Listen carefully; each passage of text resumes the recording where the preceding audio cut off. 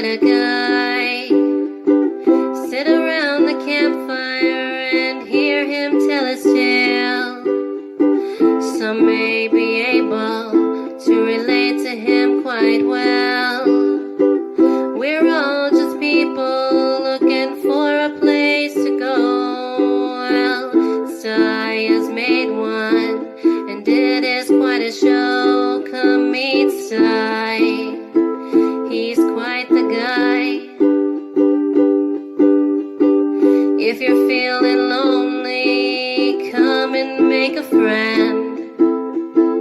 If you need a story, on Sty you can depend. His voice is soothing like a lullaby. Sometimes he brings a tear to my eye.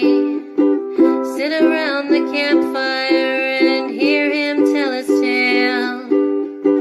Some may be able to relate to him quite well. We're all just people looking for a place to go. Well, Sty has made one, and it is quite a show. Come meet Sty. He's quite the guy.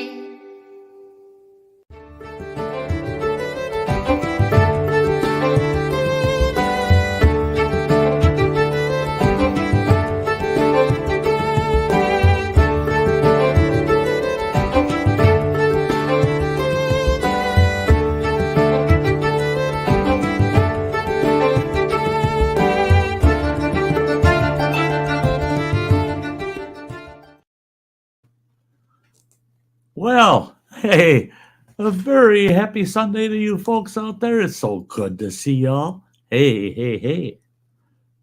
Welcome to Sty Story Sunday. Here we go again. Every Sunday, come hell or high water, old Sty is going to try to be here for every Sunday.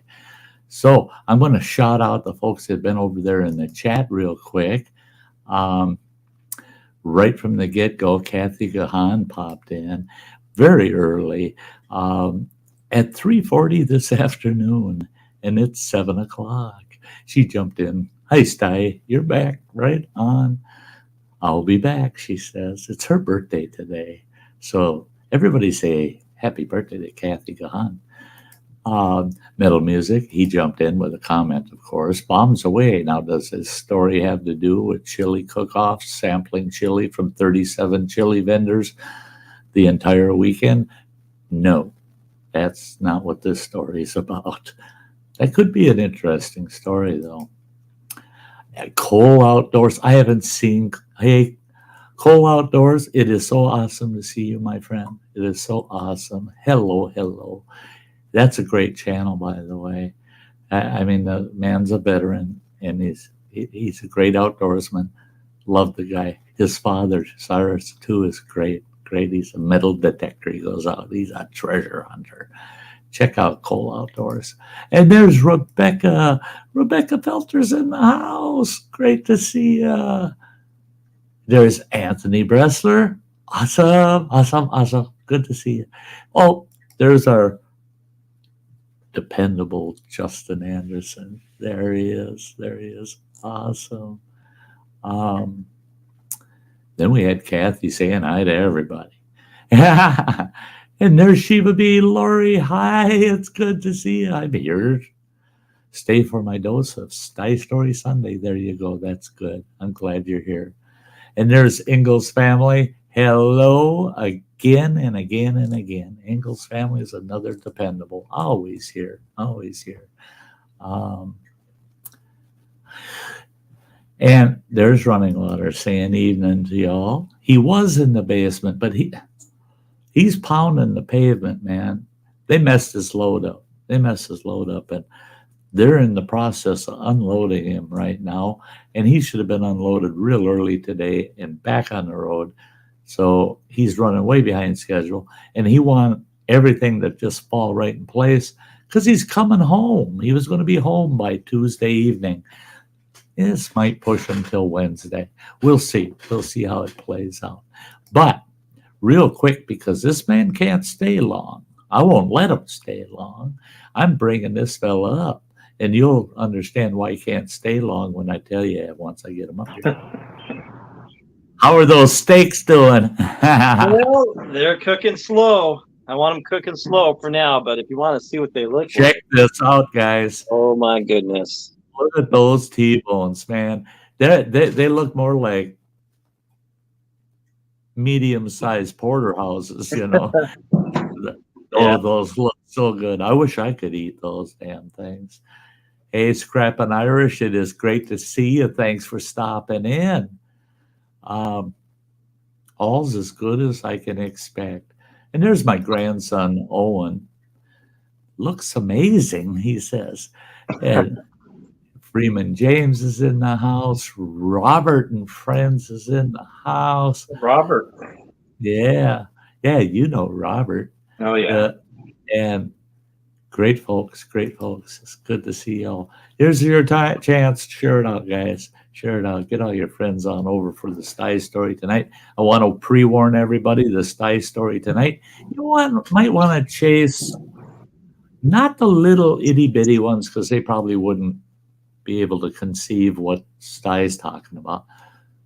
But it's those, I would say from the age 8 or 9 right up until 18. Those kids, you might want to send them off to do something else because if they decide to copy Sty's story out there, it ain't my fault. You raise your kids, I don't. And if you're not keeping an eye on them and they do something that Sty did in the past, not my fault. Not my fault. Okay. Make sure to say hi to your sweetie for me. I will. Hey, Sty says hi, babe. Say hi. She's doing the other part of cooking. Yeah, doing the other side of it. Yeah. Yeah, I don't want to tell you what we're cooking. We're cooking some baked potatoes with everything on it, from bacon to sour cream and butter. Oh, loaded bakers, man. Yeah. Loaded bakers with a good steak. Oh, to die for. Sounds good. I kind of treated myself this afternoon. Had a early dinner about 4 o'clock, and I had myself a great big old bowl of it's chicken sausage gumbo. So ooh, it was really good. It was really good, and a local gal here made up a big pot of gumbo, and I was visiting them yesterday, and she says, let me run up to my place and get you a bowl of that to take home. And she got me a big old Tupperware bowl full of it. Yeah, it's loaded with fresh okra. And yeah, she did a good job. She did a really, she's a Southern gal. She's from Louisiana. So making gumbo is nothing new to her. That's, she was probably weaned on it. You want to hear something? I always have gumbo than these steaks. If it's a good gumbo, Yeah. I did tell her, I messaged her and I said, but girl, 3 4 minutes. I said, this Passover shrimp gumbo is really good, but I don't care for Passover. She called me back and she goes, what are you talking about? I said, well, I figured it's Passover shrimp gumbo because there weren't any in it. You just passed them over the top of the pot. So, oh, wow. I told her the only thing that would have improved that would have been if we were down in Louisiana and she loaded it up with crawdad meat or some fresh shrimp, some catfish gumbo. That sounds good there, Owen. Catfish. Yeah. And you made Lori hungry. She's saying those steaks sound delicious. They're making me hungry. Are you talking about these? Stick that in their nose. You mean this? I love it. Your breakfast pizza you made, that thing too looks so nummy. And I totally was on board with you.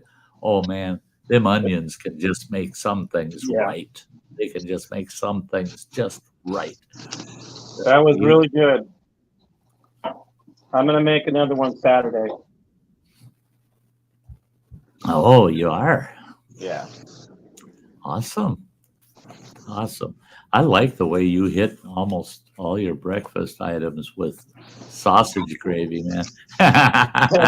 Right. It's so That's good for you, but it's not. that is right up my alley, man. All right. Our steaks are done. Okay, buddy, we know you need to go eat. Yeah, After I need your to take a time out and go stand in the corner and get over my little pity party that I got to go to work tomorrow. So. that's it. We'll allow you to feel bad for yourself. Good to see you, Sty. It's awesome seeing you, brother. It's awesome seeing you. You betcha. And I'll catch I'll you probably again. be in the chat. So Okay, I'll catch you again soon. And everybody over the chat, look forward to him popping in and out. Yeah. But he's gonna have both hands busy for a few minutes. So let him be. Let him be. Take care, everybody in the chat. Have a fabulous weekend. Or week what's coming up. So yeah. I'll see you later. You bet, brother. Bye. Owen saying I plan on making catfish gumbo as soon as they start biting. With some of the warm weather, we're finally having the catfish start biting pretty good. I sure wish I could do my outdoor stuff this year. I just got to stop thinking about it because I just know I can't. So, so I just got to live with it. Because I know a river close by to me, about an hour's drive, that I can catch catfish in there. I can catch really nice northerns in there, and I can catch walleyes in there, all in the same spot. There's only about maybe a 250-yard section of that river just right at the base of the dam downstream. You can catch those. Well, in fact, if you got sturgeon tag, you can catch sturgeon out of there. And I've seen guys drag 4-foot sturgeon out of there. Yeah, monsters. I've had a couple of sturgeon hit my catfish lines and they just snap them, man. They're so damn big. Some of them weighing 35, 40 pounds, and they just snap your line unless you're running 80-pound musky rigs on your equipment. And that's what most of those guys fishing sturgeon are using. Had 3 tornadoes run through my town within the last month or two, so the water is way too high right now. Yeah, they had a tornado down their way. My daughter had a bunch of her kids with her. I think she had almost all of her kids with her. And she's got a pass full of kids, man. She's got a lot of kids.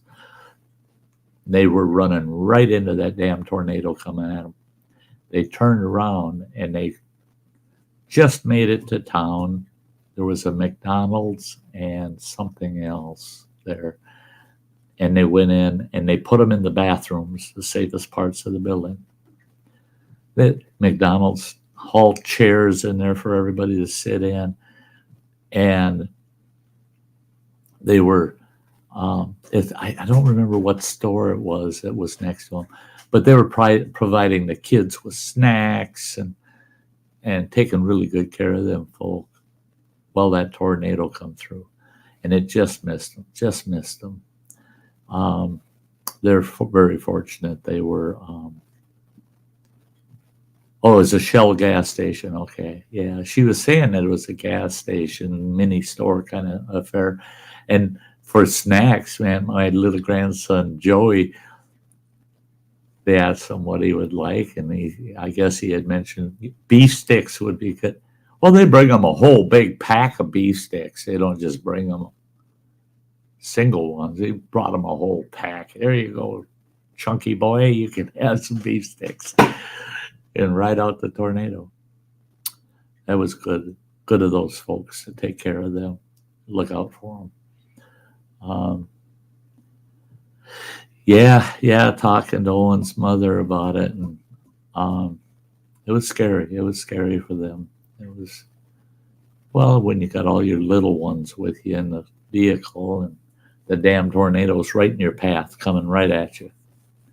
And they managed to get away, far enough away from it and into this place and safe before it come through.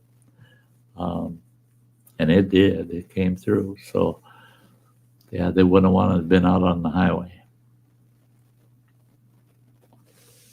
Yeah, talking about tonight's Sty story. This is one of Sty's little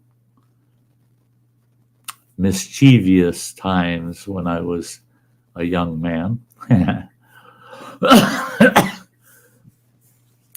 And it's one of those stories where I have to say, don't try this at home. Don't do it.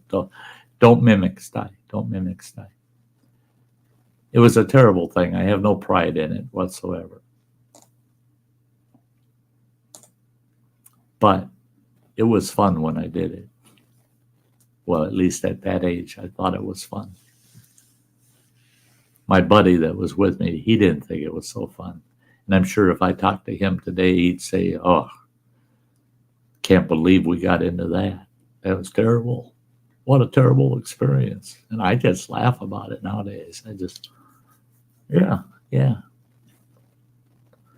But, yeah, so how is everybody out there today? How is everybody? Got nobody chatting. It's quiet over there. Come on. How did your week go? I'll give you a quick update on me. I finished week 2 of my chemo and radiation therapy. Felt like $1,000,000. Yesterday, I felt really good. And today, I woke up this morning. I got 8 hours and 20 minutes of sleep. See, that's the thing is I know exactly how much sleep I get because I use a CPAP machine that records all that. But I got 8 hours and 20 minutes of sleep last night. You'd think I'd be fresh as a daisy this morning. Oh, hell no. I woke up.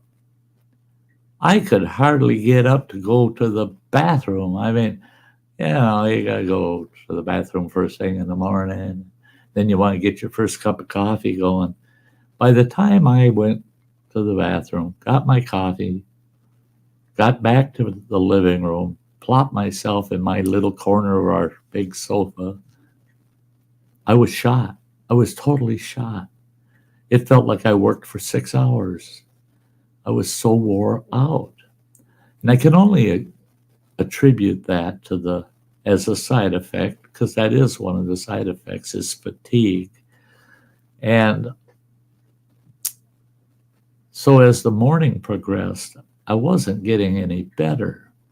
And I noticed when I brushed my beard this morning, I lost about 20, 25 beard hairs. On a typical day, I might lose one. I might lose one beard hair every day or two. But today, this morning, I lost about 25. It would look like a rat's nest sitting on my lap after I brushed my beard. And I couldn't believe it. I haven't seen that before. Well, that's a side effect. You start having hair loss, right?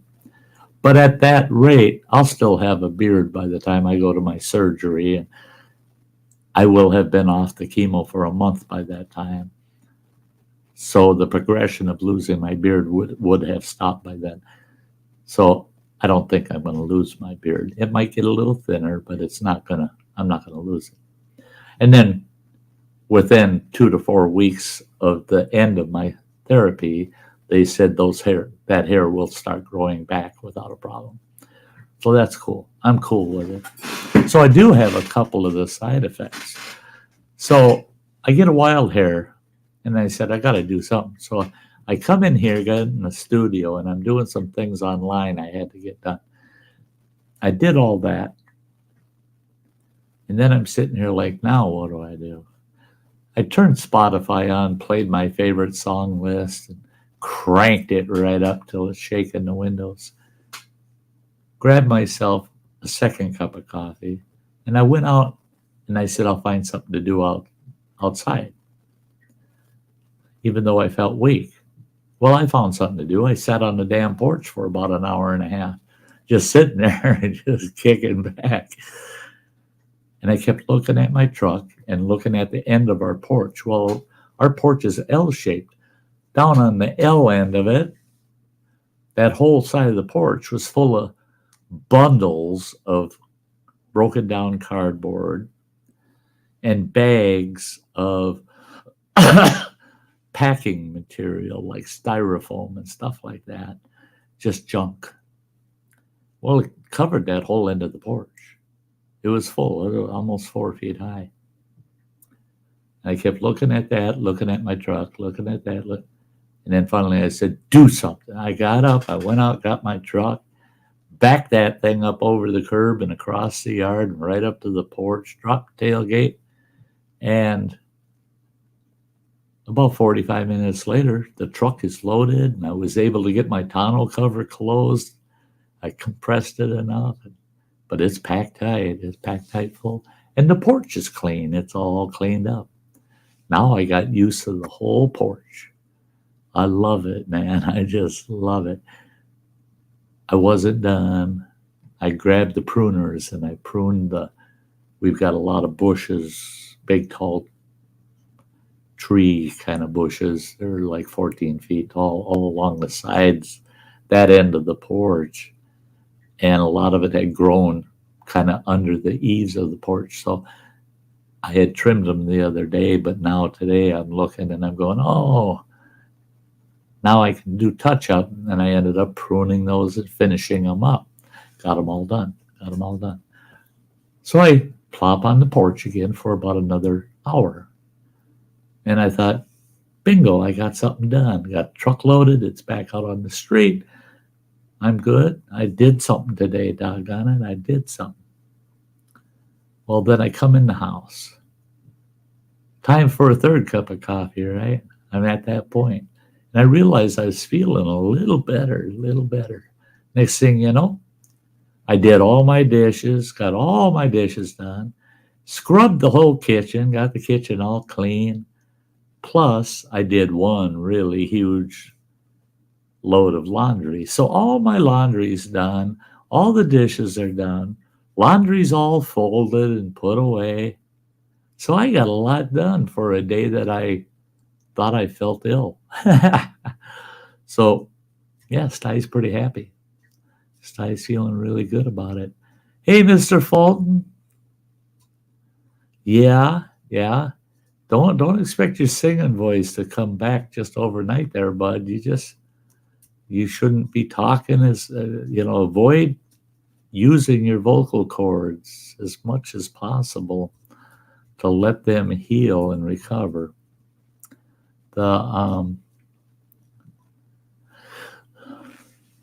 Thanks, Justin. Tomorrow's a big day for me. That's the big day of every week.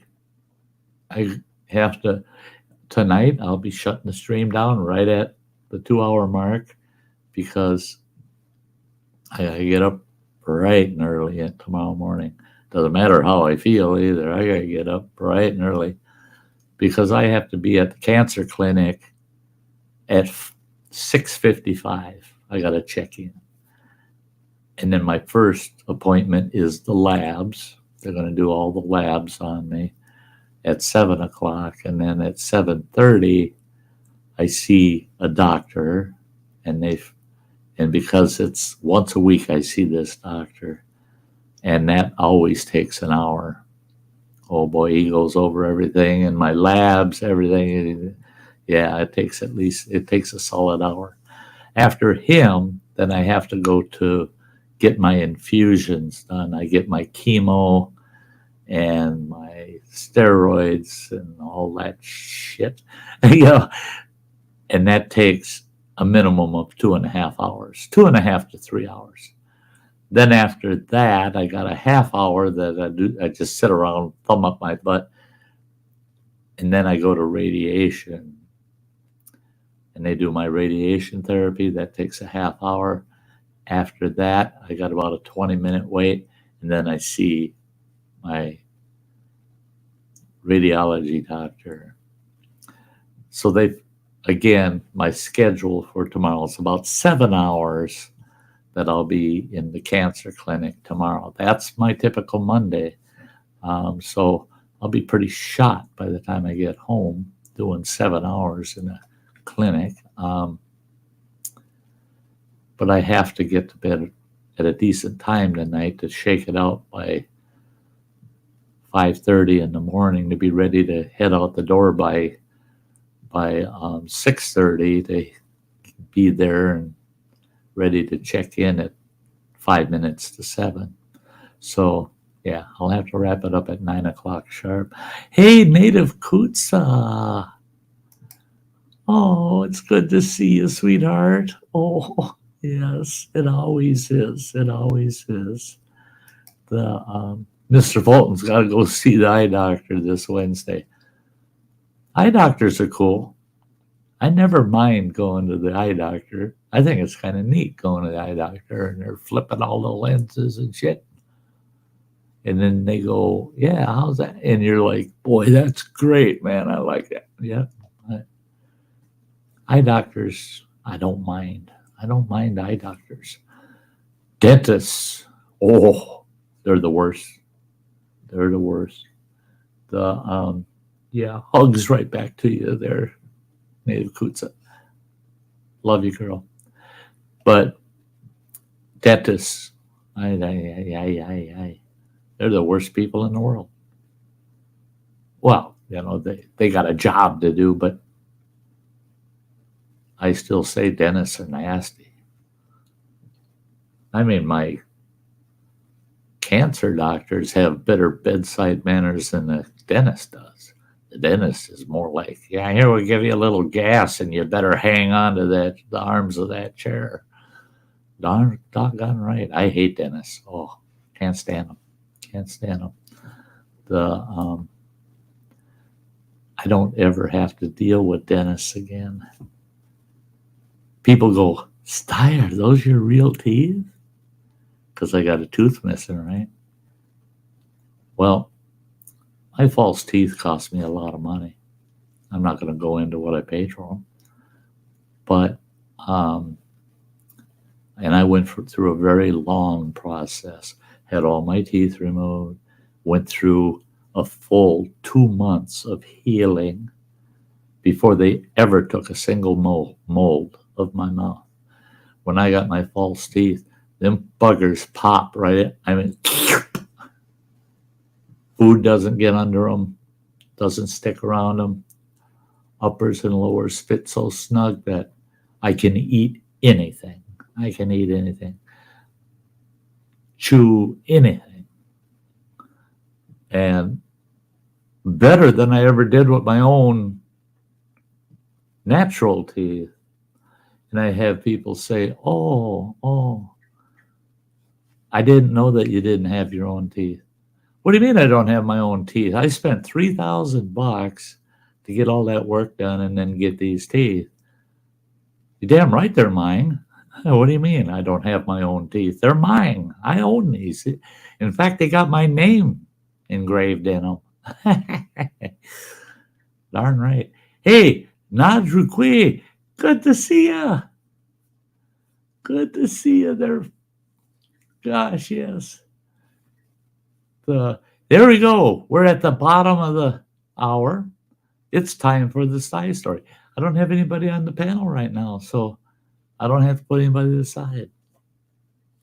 I need a sip of coffee.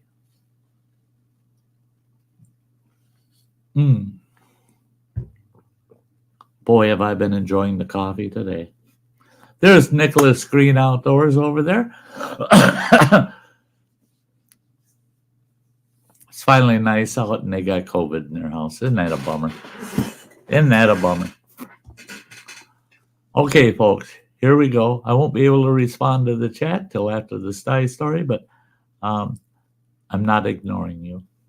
I promise. Tonight's Sty Story. Bombs away. Now, when I pulled this one out of the hat, I thought, just the title itself. You watch, YouTube will demonetize this one. Yeah, he said the B word, It's not bombs like exploding bombs gonna hurt somebody kind of bombs or nothing, you know. That's like someone saying, I had to perform on stage last Friday night and it was a bomb. Well, you're gonna defund them, their video because they said bomb. That's dumb. Dumb. Tonight's bombs. The bombs away I'm talking about are things that were thrown, but they weren't bombs. So let's get at it. When I was, let's see, we were about, me and my buddy, we were about, oh gosh, I think I was 12 years old at the time. If I remember right, I was 12, maybe 13. Kimberly Ferris is in the house. I wasn't going to interrupt, but I had to for Kimberly. But in our community, we lived in a small town. And in our community, there was this huge lumber yard. It was a big local lumber supplier. And it was a big lumber yard. And they had they had like 4 of these big buildings, really tall, big buildings. They stored all the lumber in, plus their main office. They sold hardware, equipment, and stuff like that in their main building. And their main building was even taller than these big storage buildings, right? Well, one of those storage buildings connected to the back of their main storefront building. Well, their main storefront building sat right on a main street going through our town. And that street got a lot of traffic through there. Until the sun went down. After dark, you got some traffic through there because there were bars down the road from there. So you'd have folks heading to the bar or coming from the bar heading home that would go past this big lumberyard. Well, me and my buddy one day decided tonight, because the lumber company had shut down. They had shut down. I don't know why they went out of business. But they said, or the two of us, we talked about it and we said, tonight, let's sneak on over there and let's get up on the roof. Because I knew a way to get up on the roof of one of those big lumber storage buildings. Well, my buddy said, yeah, sure. That sounds like fun. We get up on that roof. We can see everything that's going on in town.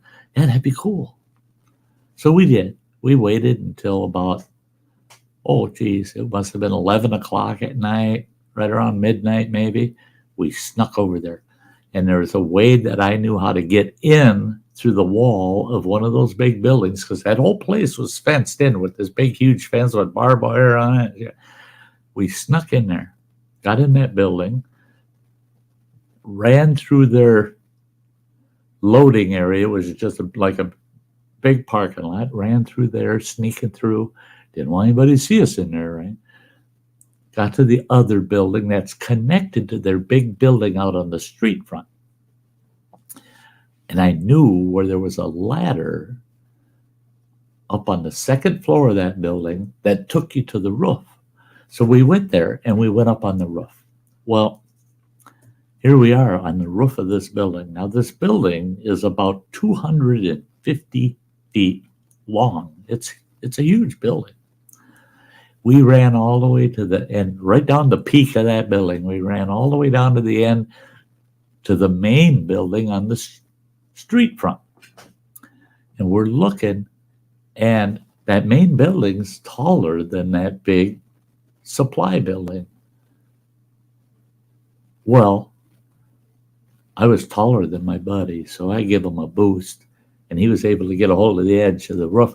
It had a flat roof on that building. So he gets up there, and I jumped up, and he got a hold of my hand, and we managed to hoist me up there. We get up there, and they had this big sign up there saying the name of the lumber company.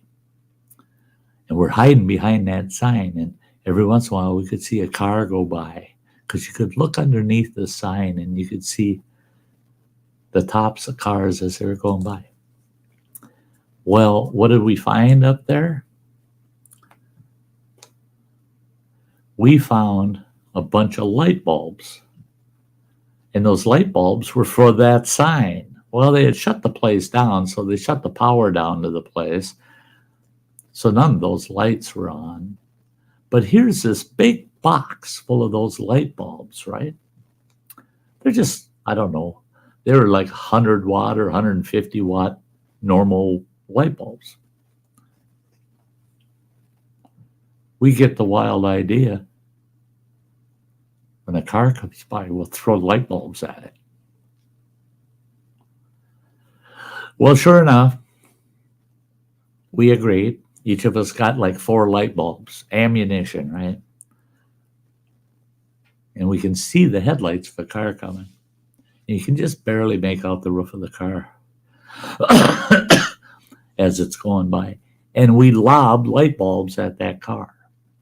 And we only hit the car with one, and we missed it with the others. So we threw 8 light bulbs and only hit once. And the bulb hit on the trunk of the car.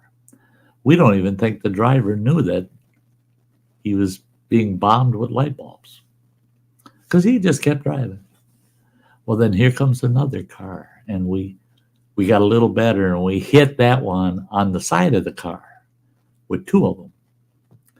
That car stopped, and the guy gets out, and he's looking around, but he's not looking up. He's just looking around. He figured somebody on the street or something threw them at him. There's a little alley next to that lumber yard. He went and looked down that alley. Then we see him shake his head. He looked at his car. Didn't create any damage. It just made a lot of noise when those light bulbs burst. He got in his car and left. Well, we did that to about 4 cars. And then the fun ran out of it, right? Because nobody was really getting terribly upset about it. Well, we had that big box of all these loose light bulbs. And there had to have been about, 20, 25 light bulbs still in that box. So I told my buddy, I said, the next car, I'm going to take this box, go to the end of this big sign up here. They won't see me. I'll be hiding at the end. You watch at the other end. And when a car is coming by, you let me know. You let me know. And just as that car gets past that big sign up on that roof, I'll take the whole box and I'll dump it, kind of push and dump all of the light bulbs, and it'll just go boom, boom, boom, boom, boom, boom, boom, boom, boom, all over that car. Then we'll get some attention. My buddy, here comes the car, it goes by.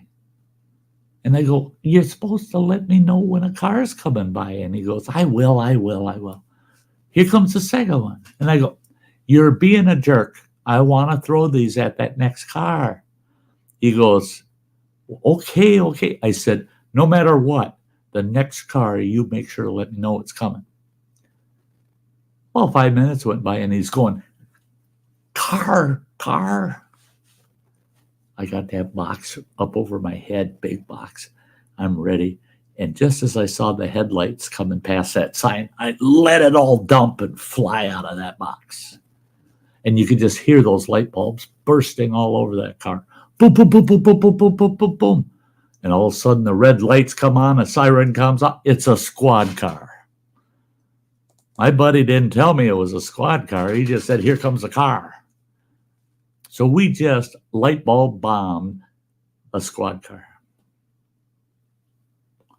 That squad car locked up his brakes right in the middle of that street, had the street blocked. He had kind of gone at an angle and blocked it. And he jumps out of his squad and he grabs his shotgun out of the car. I looked at my buddy. I said, we got to get the hell out of here. So we run across that flat roof jumped onto the roof of that big storage building, ran down the length of that storage building, and from the end of that building, we're looking back, 3 more squad cars showed up that fast. And they're unlocking the gate of that big fence around the place, and they're walking into the main center of this facility.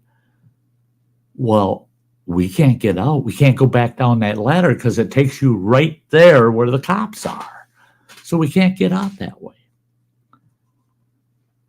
We're sitting at the end of this building with our legs hanging over the eaves, and I'm looking down and I'm going, oh my gosh, look at how far that is. We didn't figure it out till we were a little older, but it was 32 feet to the ground. Well, there were these saplings, these trees growing at the end of that building, and they're about 3 to 4 feet out from the building. And right sitting there, right in front of me, is this sapling that's maybe 2.5 inches around. And we're trying to figure out how we not going to get caught, because them cops, we can hear them coming up the stairs and they're heading right for that ladder. They're going to come up on the roof. We knew they were. We got to get off this roof. And I told my buddy, I reached out and I managed to grab that tree and I pulled it over to me. And I'm pulling on it and stuff, and I'm looking down below, and it's all these bushes right down there. And I said, you know what? Just like in the movies, man, I just grab this tree and swing out, and it's a green sapling. It's just going to bow, and I'll get down to the ground, let go of it, and it'll pop back up. You can do the same thing, and we're out of here. He says, you know, that's a good idea. So I got a hold of this tree, and off I go. The damn tree broke right at the level of the roof. It broke off. I didn't swing out and down to the ground. I went straight down and hit the ground about 3 feet away from that tree.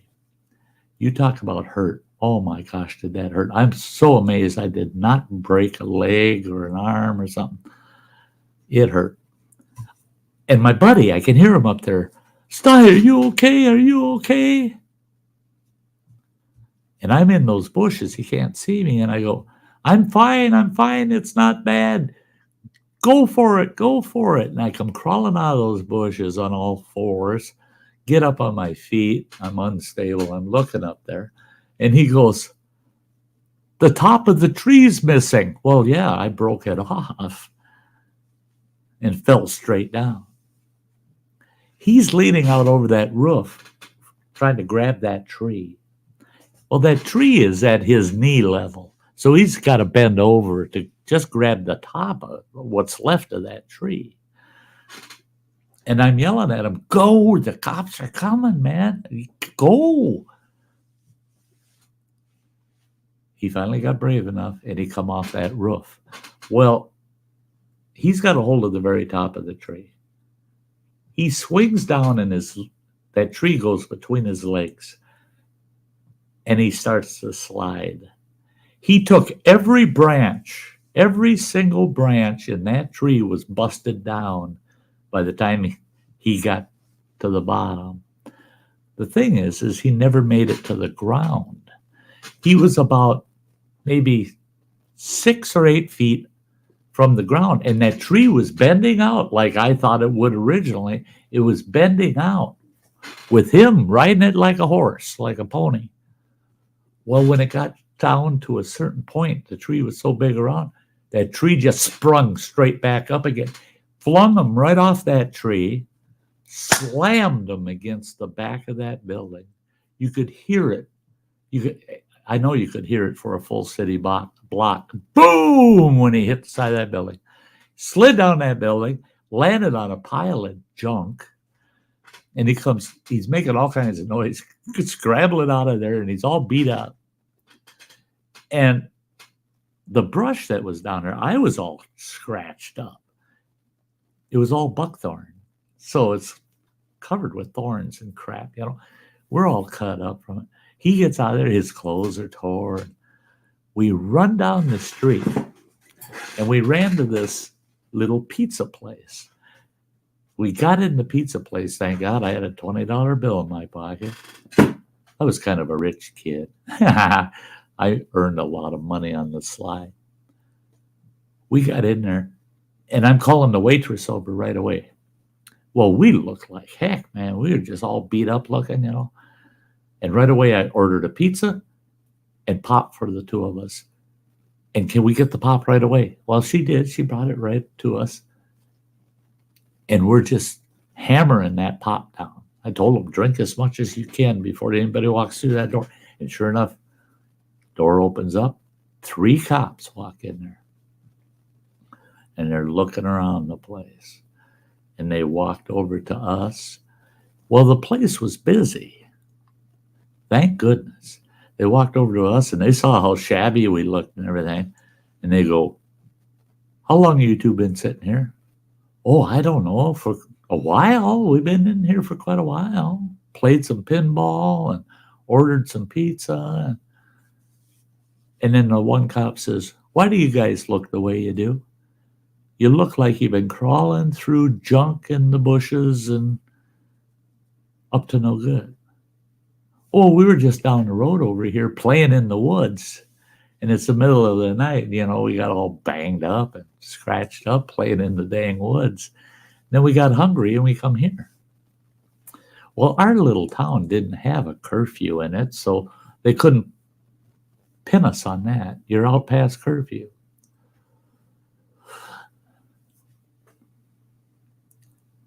Those 3 cops looking at each other, shaking their heads. And one of them said, I know we got our guys. And he says, there's only one way to prove whether it was them or not. He walks up to the counter and he asks the manager there, which waitress waited on those 2 fellas sitting back in the corner back there? And he says, that's this gal here. So he walks up to that gal, and we could hear everything he's saying to her. How long those boys been here? She goes, oh, I don't remember when they got in here. I don't remember. And he said, they said that they ordered pizza and they were playing pinball. She says, they were probably playing pinball before they ordered. And he said, how long ago did they order? All of a sudden, ding, ding, order for table such, such, it's done. Our pizza was done. And she goes, well, that's their pizza right there. It's ready to go out to their table. And we're listening like, oh my gosh, she's going to say, yeah, only takes 10, 15 minutes to make pizza. And that cop says to her, and you don't know how long ago they ordered that? She goes, that I do know pretty well. As busy as we are, it's been at least 45 minutes since they ordered that it's now coming up. We've been so busy. Well, we had ordered just a simple, plain pepperoni pizza. Those they pound out like clockwork. It had only been about 10, 12 minutes since we had ordered it, and they already had a pizza done for us. Other people that ordering specialty pizzas, it was taking them 45 minutes to an hour to get it delivered to their table. That cop looked at the other 2, and they both shook their heads, and they said,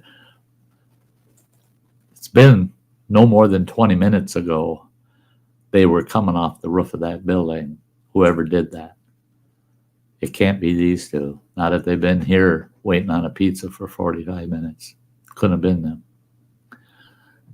All they said to us is, you guys eat up your pizza and get your tails home.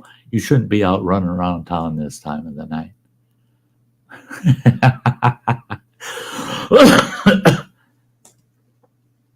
Terrible thing we did. Terrible thing. We found out, because my family, we knew all the cops in town. My pop had been the chief of police in town, so we knew every single cop. And I run into one the following day. And I said, what's this? I heard that one of your squad cars got kind of bombed with light bulbs or something. And he goes, yeah, last night. And he kind of told me everything, you know. And I said, oh, no. Did they wreck the squad car? He says, no. We actually couldn't even find any scratches from it, but it sure scared the heck out of the officer that was driving the car because about 5 light bulbs hit his windshield, and he thought for sure his windshield was shattering. But it didn't. It didn't even crack it. He says, so the squad car is fine. He says, but we had to get the city out there to sweep up all the broken glass. And then we found out whoever it was had light bulb bombed about 5 other cars before they got ours. And he said, fortunately, there was no damage and nobody got hurt, but we'd sure like to catch the character that did it. I said, well, good luck. They ain't caught me yet. And I'm beyond statute of limitations on that. So even if one of those officers today is watching my live stream, which I really doubt because they'd be in their 90s for crying out loud, what are they going to do? Come and arrest me? But like I said, that's a story that I don't have pride in that, but I got to chuckle at it that I guess I wasn't meant to be caught. I guess I wasn't meant to be caught that night. I had been caught in so many other shenanigans that one would not have turned out quite as well as some of the others. So I'm happy I didn't get caught. I did learn my lesson. Trying to escape the police can be quite exciting. I did it a couple of times as a young teenager. You know, run, escape, evade because of shenanigans, but nothing criminal, terribly criminal, you know, just horseplay. But the cops didn't care for it. But there you go. Sty, the angel, the kid that never did anything wrong, just told you a story about the other side of me. I hope you enjoyed it, guys. Hope you enjoyed it. There you go. Yeah, Najrukwi, we were so lucky. I'm telling you, we were so lucky. Other than all the scratches and, you know, we were a bloody mess from all the scratches from the buckthorn bush, but not a single broken bone. My buddy, he had a big bruise on his side from hitting the wall when that tree stood back up. He had a big bruise on his side. I fared pretty well. Skinned both my knees, tore my jeans, because when I come out of that tree, I just went straight down and I hit the ground feet first, and I tried to tuck and roll, but what I ended up doing is tucking and bearing my knees, and it was all kind of gravel down there around those trees. And so I tore my knees up a little bit, but nothing serious, you know, typical kid wounds, bumps and bruises, you know. So yeah, we survived it. Not the worse for wear. We came out of it pretty good. But that was a terrible shenanigans for us to pull. I don't think we would have ever done such a thing if those light bulbs hadn't been up there. We would have just climbed up there and hung out and looked out over the street. Probably would have gotten caught because we wouldn't have been hiding up there. We would have just kind of hung out in the open, and if somebody yelled at us, "Hey, you little brats, get out of there," we would have run like heck, you know, and gone down the ladder and snuck out the back way that I came in. But not when you got the cops pouring into the place. Hey, rain dancer, sweetie, so good to see you out there. And so innocent. Not. Yeah, my halo had a big crack in it that night. Yeah, it surely did. I look back at my childhood shenanigans, and I did get into plenty, much more than most others, and I got away with a lot of it, and I probably shouldn't have, but it built character. There were a few shenanigans I pulled that stories will be coming up on. Yeah, I walked away feeling not better for it, feeling kind of sad that I did something really stupid, you know. Lori's asking, did your parents ever find out about it? What did they say when you come home looking like that? They didn't say nothing. My mother, my pop had passed away already, but my mother didn't say much about me being all beat up looking, other than the fact you got all these lawn jobs and other jobs you're doing and you're making all this money. You're going to replace those jeans, and you're going to bring the brand new pair in, show them to me before you ever put them on. You wreck your jeans that I bought you, you're going to replace them with your own money. And I did. And no, it would have broke my mother's heart if she found out I had done that. There were so many things that I did that my mother never knew of. Right to her passing day, she never knew of those things because that would have broke her heart. You know, she had high expectations for all four of us children, and I was the black sheep, you know. I was the guy always not meeting expectations, and the things she did find out about, and the sort, you know, I'd see how that would break her heart, and she would feel bad that her son would do such a thing. That if I could avoid not sharing certain experiences with my mother, I didn't share them.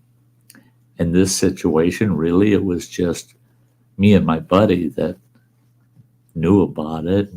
We didn't share it with our friends or anything. We just kind of kept it under wraps just between the two of us until we were much older. We knew darn well that we could talk about it and people might think less of us, but the cops ain't going to come and get us at this point, not anymore. Then we could talk about it, you know.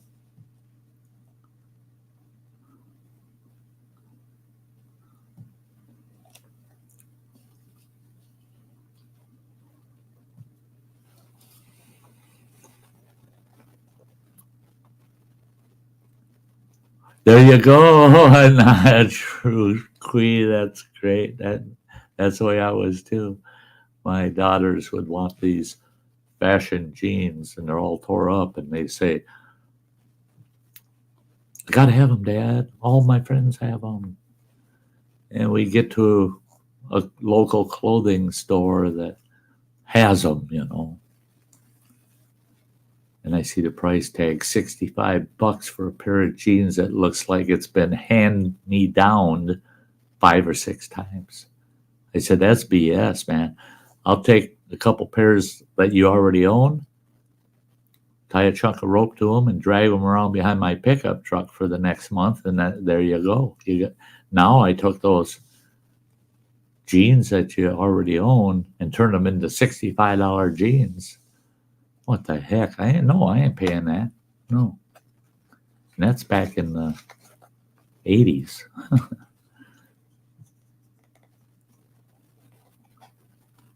Yeah, Rain Dancer.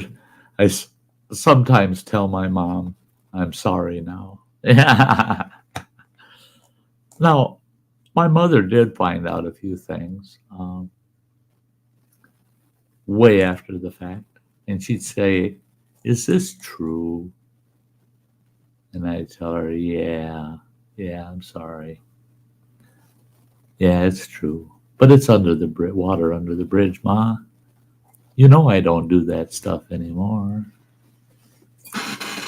Well, of course I don't. I'm an old man now. And she would tell me that after I was in my 50s.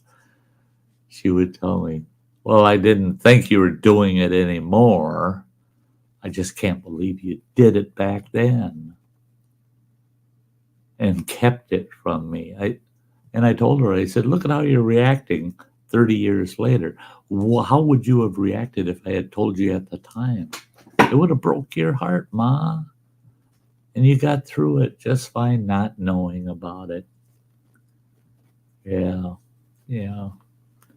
I didn't want to hurt my ma. There were things that I did that my poor mother would have just, oh boy. She would have been very, very disappointed and upset. And the thing was, is my mother, when my pop passed away, I was 12 years old. I had just turned 12.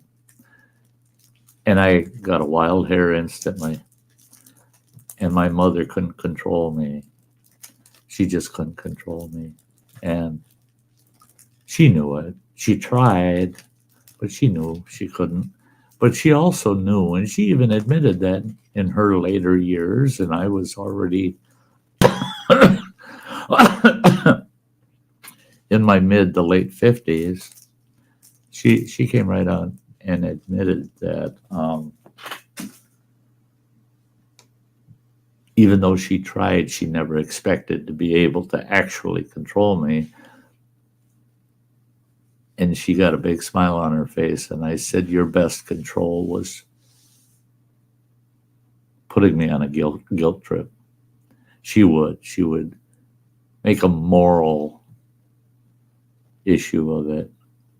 And Sty, that's just morally wrong. You should not have done that or this, or you should quit this habit because it's just not morally right. And she put me on a guilt trip. And that did more than her trying to punish me some way, because punishment didn't work. She worked nights, 11 till 7, 11 o'clock at night till 7 in the morning. Well, she headed to work at about 10:15 at night. And she walked to work, and she insisted on it. She wouldn't take a ride to work for nothing. My brother would try to give her a ride. She wouldn't take it. Well, I was 15, 16 years old, didn't have a driver's license. I had a car, but I didn't have a driver's license, so she wouldn't ride with me. And she'd walk down that road, and I'd walk out to our mailbox, look down that road. The minute she'd take the left turn, out of sight and out of hearing distance, I was in my car, pull out and go the other direction, and I'm out running for the rest of the night. Just make sure I'm home by 6 o'clock in the morning. Yeah. So she knew she couldn't control me. Kathy. Good night, Kathy. We'll see you, sweetheart. Najru Kui says, yes, my daughter now apologized for her behavior and says all her friends say she has the coolest mom, but at the time she didn't see it. Oh, that's true. That's true. Yeah, that's the way it is with kids. Their perception of things.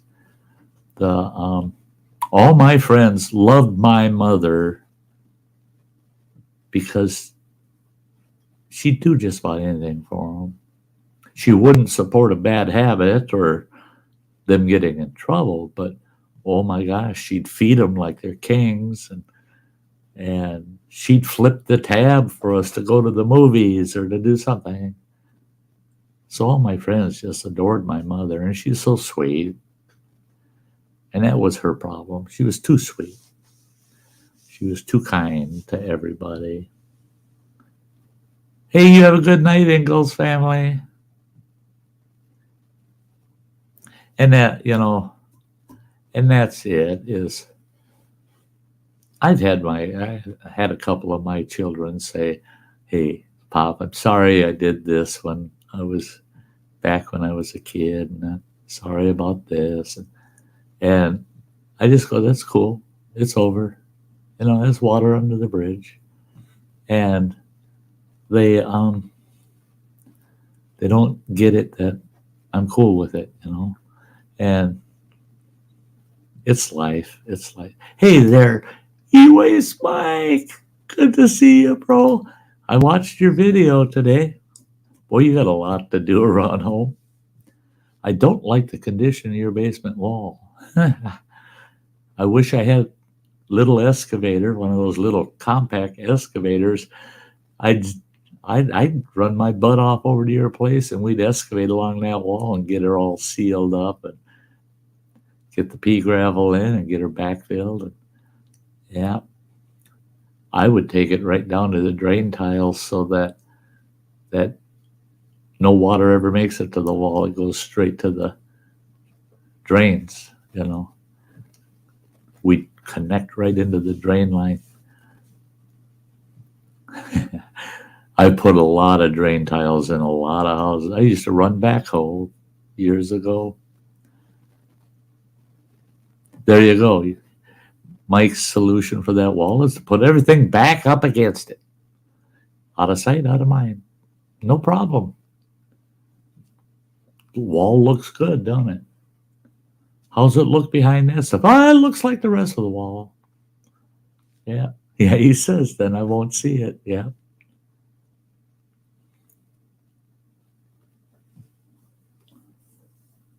Yeah, now that's my kids.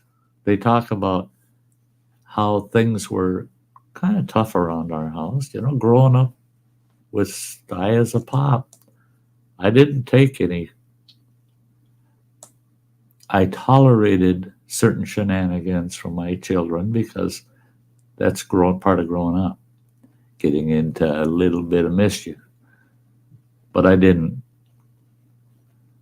No, I did not, and they would tell you, I did not put up with any BS. Don't lie to me. Don't try to manipulate me. I'm the boss here. You ain't doing that crap to me. But they tell me our friends just loved you and Ma coming over to our house all the time. They thought that we had awesome parents.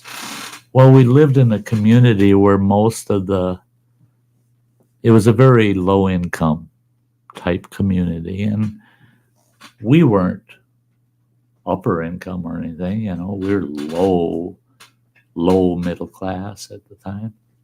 But we had all the good things. My kids never went without. They had bikes, they had games, they had, yeah.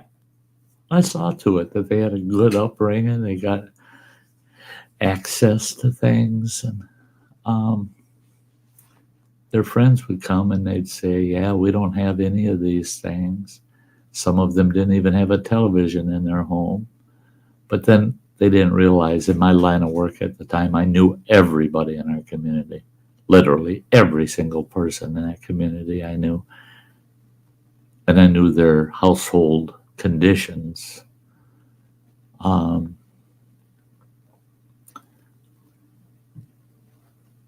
It was sad. It was sad because many of those children lived in households where it was totally dysfunctional. Both parents were alcoholics or they were addicted to gambling. We had a casino in our community, and there were many times those kids went without meals because their parents were addicted to other things and they spent all of their household income on their own selfish ways, and they weren't caring for the children.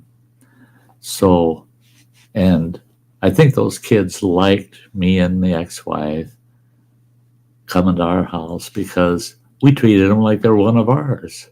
Come on over. With our kids, we're going to have pizza. I ordered 4 large pizzas for 6 people. Well, they have 2 or 4 of their buddies over.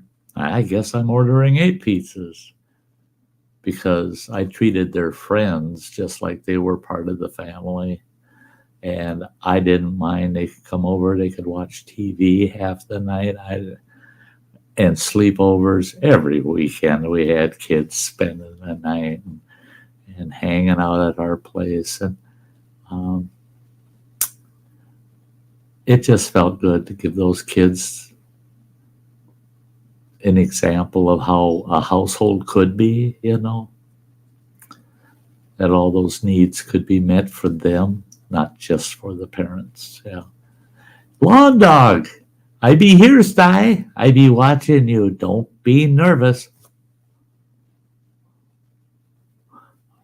Keeping an eye on you. That's native Kutsa. She puts the two eyeballs up when she comes into the house all the time. Yeah. Or just to remind me she's still hanging around there lurking. She's still watching. Yeah. I don't get nervous. Watch, I don't care. Yeah. If I say something I shouldn't say, it ain't your fault. That's my fault. So I don't get nervous. Yep, that it. Lawn dog. Yeah, that's cool. That's cool. Hey guys, this only takes 50 seconds, literally. And we're going to, real quick, take a look at my channel members. These are some awesome people. They're great. They help support the channel. They keep the channel up and running. They help cover the costs of the channel. And they're providing funds that I get to spend next year when I'm back out in the field on a regular basis. So check these channels out. If you haven't subbed to them, look them up, check them out. You'll love these channels. Here they are. It's only 50 seconds. Don't go anywhere.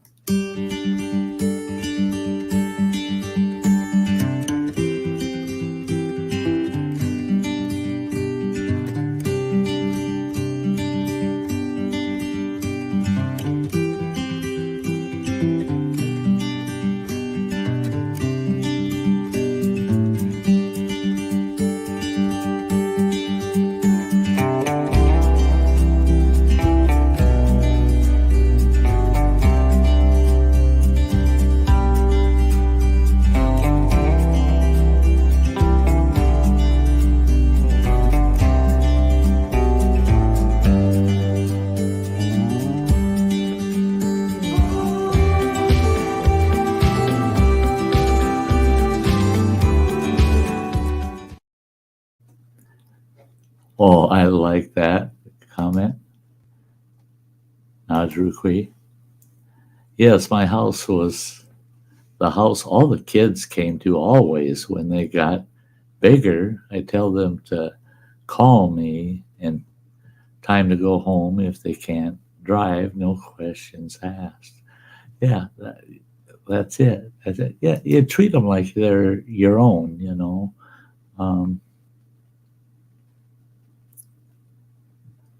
Oh, that's cool, Lori.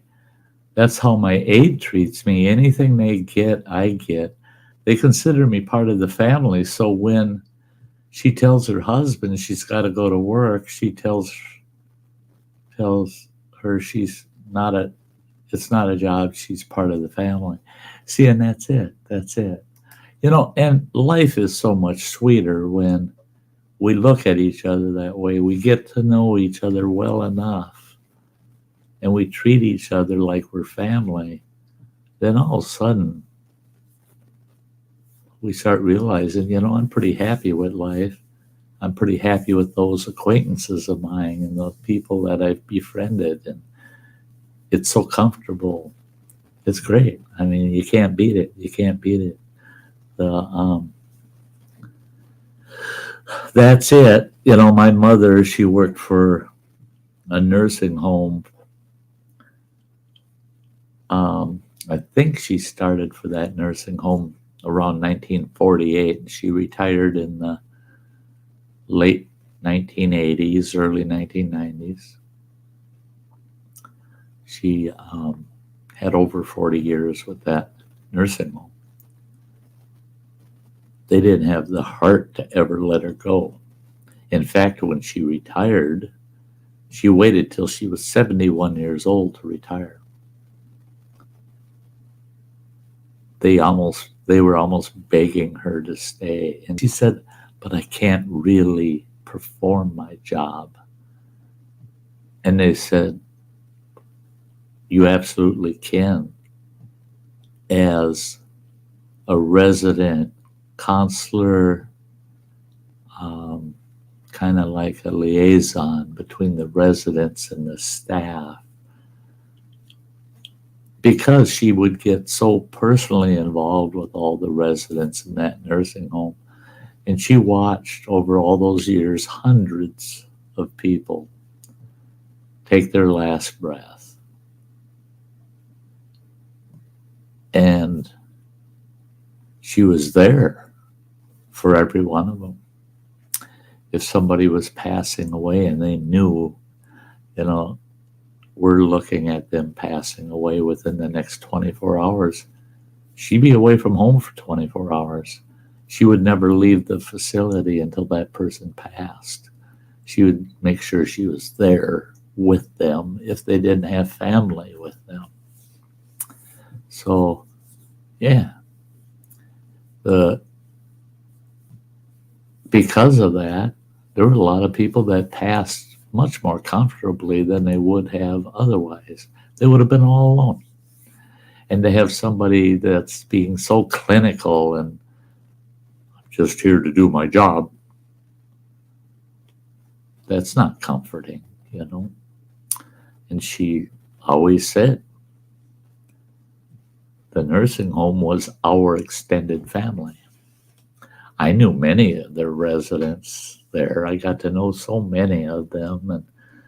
And as I got older, I slowly eased myself away from it because it was getting harder for me watching these people pass.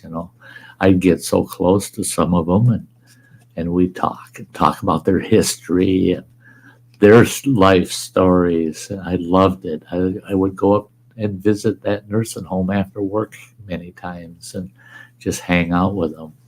Yeah.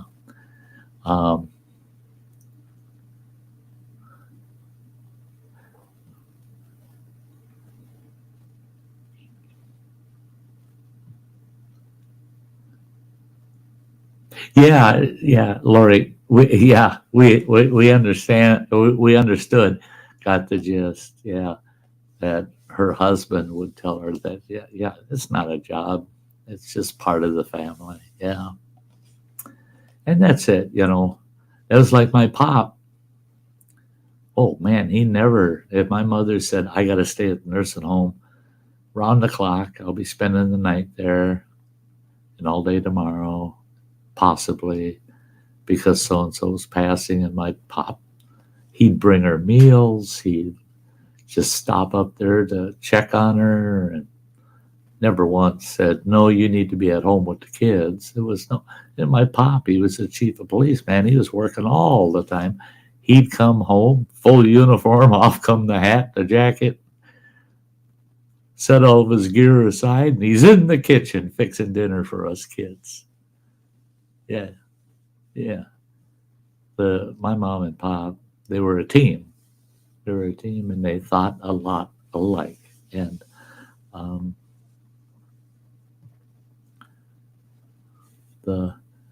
lost one of my neighbors Friday. It's hard. Oh yeah, it is hard. Now with my situation, what I'm going through with the whole cancer thing, and I was having a conversation yesterday with an individual, and they said, yeah, the word is out, Sty, that people can't believe your attitude about things. And I said, why? And they said, she said to me that, she said, well, there's a lot of people going to miss you if things go south, don't work out. I said, yeah, I'm going to miss them too. I said, but just don't forget about the times we had together, and everybody lives on. I did have fun yesterday afternoon. I did something just off the cuff. I had to run to the store, to the pharmacy, to get this acid reflux pill that I got to take. I realized yesterday morning was the last one I had, and they want me taking that every single day. nothing to irritate the esophagus, right? And I'm like, gotta run to the pharmacy and get that. I take off. Now, where I used to live, I lived in this big high-rise building, 8-story building, lived on the 4th floor. Everybody that lives in that building is either handicapped or a senior over the age of 55. And I got to know so many of them living there for 3 years. I got to know so many of them as actual personal friends while I lived there. And we would meet up down, we had a building we called the Smoke Shack. That's where the only place on the property you could smoke was out at that. It looks like a big bus station. You know, it's got a roof and glass walls with, it's all open air ventilated around the top and stuff. And it held about a dozen people. And we'd all meet down there at 3 o'clock every day. This one group of us, there was about 8 or 10 of us that would meet down there every day at 3 o'clock. Well, if you didn't show up one day, it was no big deal. If you didn't show up 2 days, wonder where they're at, wonder what's going on. Well, by the 3rd day, then somebody in the group's going to say, I'm going to check on them, you know. So we kind of looked out for each other. Well, I'm on my way to the store, and I just happened to take the street that building is on. And as I'm driving by, I could look onto that property, and I could get a quick glance at that Smoke Shack. I hadn't even looked at the clock, and I looked, well, the Smoke Shack's pretty full of people. Then I glanced down at the clock on the truck, and I go, whoa, it's 10 minutes after 3. It's the 3 o'clock crowd. So I whipped in there, parked, and it's the first time I've seen them, any of them, since the end of December. So that's over 3 months ago. So I stopped, and we had an excellent, excellent conversation, 2.5 hours. It was 5:30 when I said, guys, I got to get out of here. Pharmacy closes at 6. I got to go.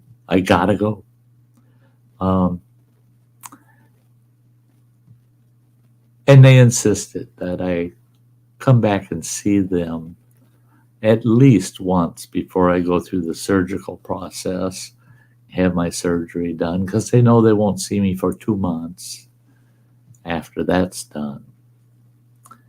But to talk with those folks was amazing, because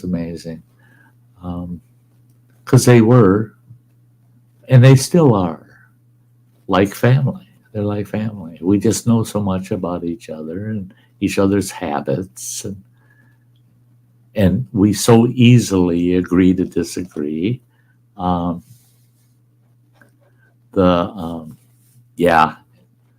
Acid reflux is a real issue there, Lori.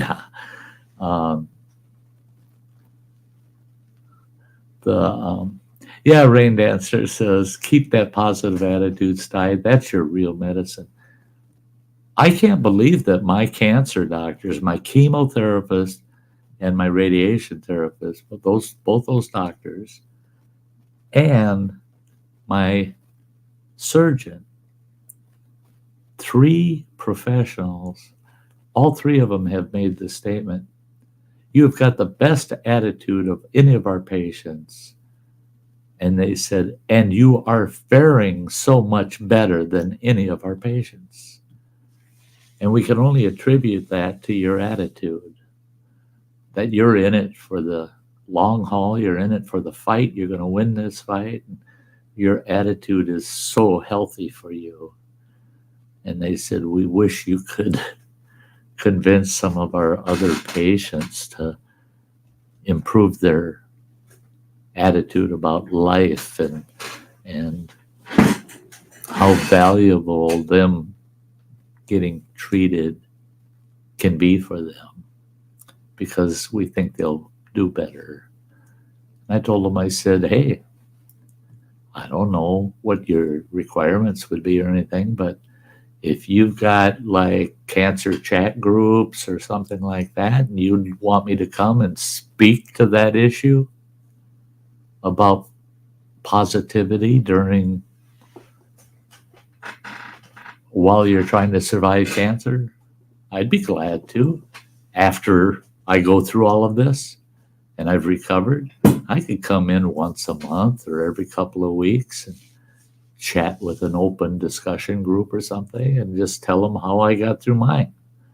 I'd be willing. Especially if it helps anybody else.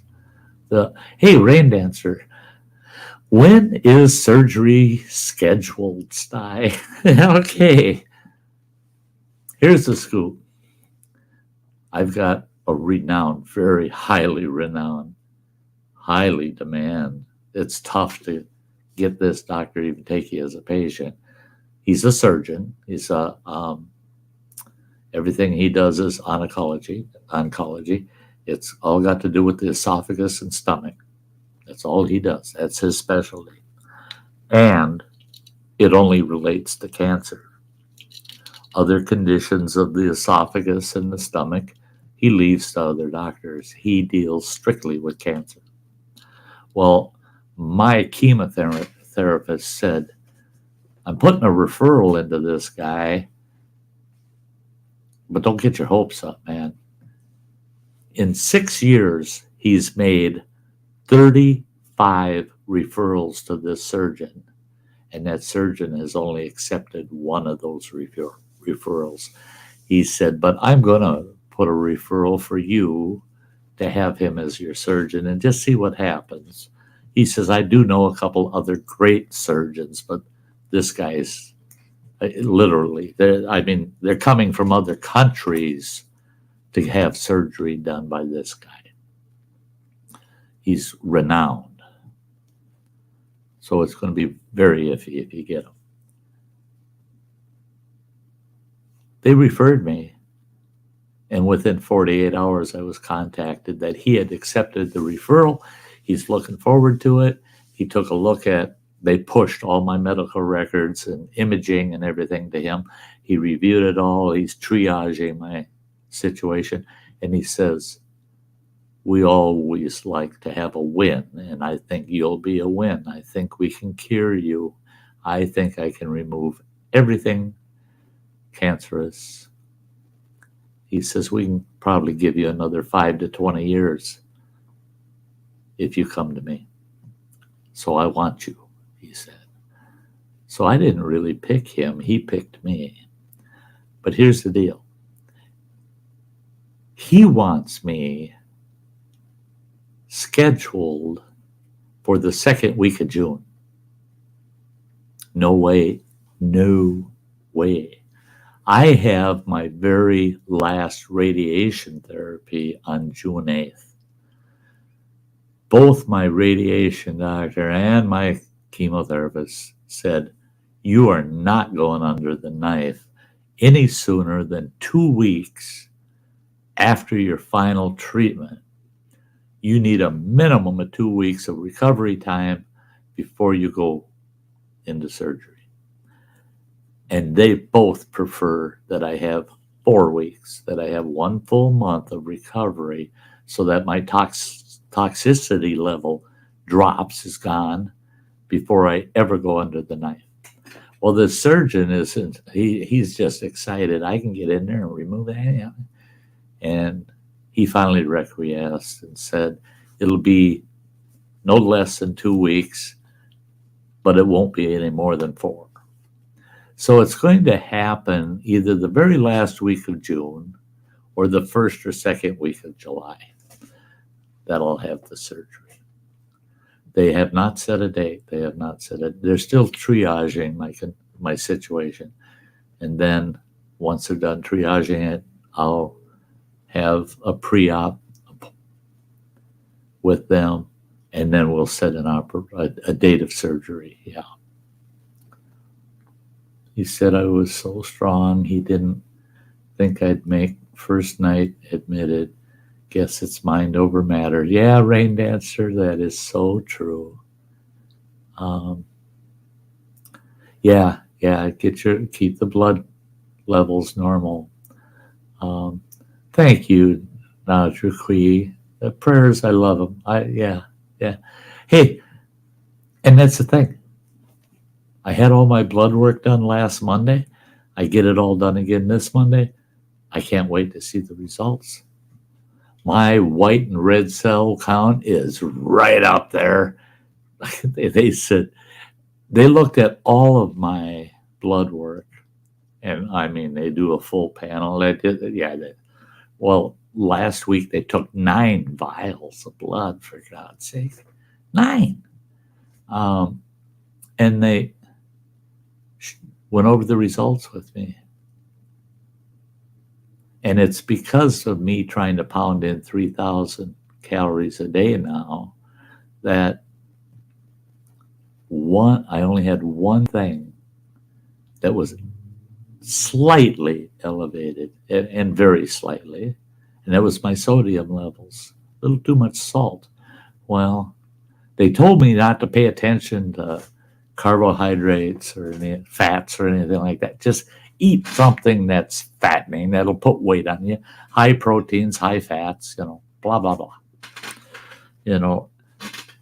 They said preferably stay away from a lot of the saturated fats, blah, blah. But if that's all you can get your hands on, do it. We don't care, healthy, unhealthy, as long as it puts weight on you, right? Well, it drove my sodium levels up because I'm not looking at the sodium, and I should be. So I've adjusted, and now I watched the sodium intake for the last week.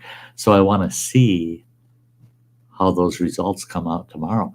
I'm hoping that my white and red cell count is high again, that it's still up there maintaining itself. And I felt so good all this week that, and my iron levels, they gave me 5 infusions of iron because I was so iron deficient. It was insane. And I was so anemic. But now my iron levels are capped out. They're just perfect. And I'm eating a lot of things that have iron. So that's really helping. Lawn Dog saying, Sty, should I make tacos or burritos for dinner? I had half a can of refried beans to 1 pound of hamburger and Lowry's taco mix tonight with other ingredients. Nummy, nummy. Sounds good. Lawn Dog saying, this recipe is kind of for my mom, but I have my own little bit of seasonings. So do I get all taco shells or flour tortillas? You make the call. I like my soft tacos, but then I also like, it's going to sound weird, but I like to take soft flour tortillas, sprinkle some cheddar cheese on them. I put them on a cookie sheet. I pop them in the oven. Get that cheese just melted. Slide them out, and instantly I put a taco shell in it and fold them up till they glue themselves together.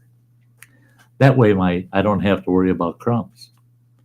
The soft taco with the cheese glued to the corn taco, I don't get crumbs. That's how I do it. The question came up if I was still gaining weight. Justin asked. Actually, no. I lost 3 pounds, gained 1 pound of it back, and I've been stuck there now for the last 5 days. Just steady. Even though I'm consuming between 2,800 and 3,500 calories a day, I'm just maintaining my weight. It's not dropping, but it's not going up either. It's just maintaining. And the doctor said, that's okay. They're okay with me going into the surgery at my current weight, but they would prefer that I have another 10 to 20 pounds on me. And if they can't get it, they can't get it. But they said, you keep eating the 3,000 calories and at least maintain what you got. I said, yeah, I'll do that. Lawn Dog says soft tacos. Now you're throwing me a curve. No, I don't mean just soft tacos. I want a regular taco shell wrapped in a soft taco so I don't have the crumbs. And that soft taco's got to be glued to it with cheese. Yep. That's the only reason for the soft taco is just to hold the corn taco together so I don't have the crumbs. You know, we've all been there. Crunch and plink. Everything falling out on the plate, chunks of shell and everything. You glue a soft taco around it, and man, you don't lose nothing. Yep. The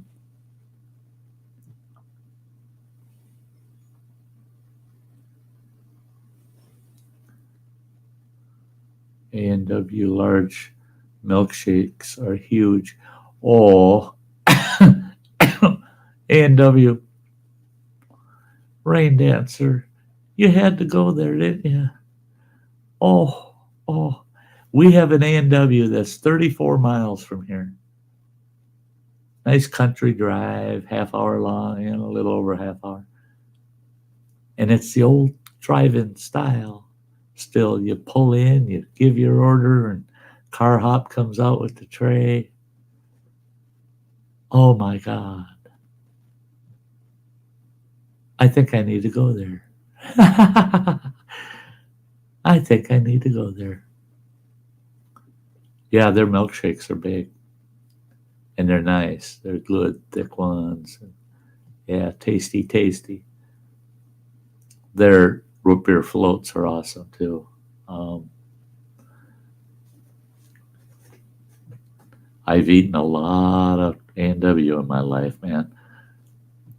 Lawn Dog saying I made a little side batch of yellow chilies and another little side batch of sliced jalapeno peppers along with a pinch of ghost pepper seasoning. For me, I think a burrito makes more sense.